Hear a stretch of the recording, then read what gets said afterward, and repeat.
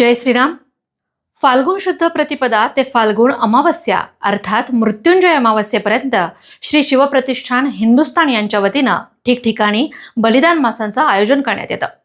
हिंदवी स्वराज्यावर चालून आलेल्या औरंग्याने धर्मवीरांना पकडल्या क्षणापासून हिंदू धर्म सोडून इस्लाम धर्म स्वीकारण्यासाठी 40 दिवस अनन्वित अत्याचार केले।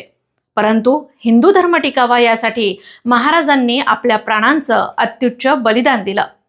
त्या बलिदानाचं स्मरण म्हणून या धर्मवीर बलिदान मासाचं सर्व हिंदू बांधवांनी पालन करावं आणि धर्मवीर छत्रपती संभाजी महाराज यांना महिनाभर आदरांजली वाहावी।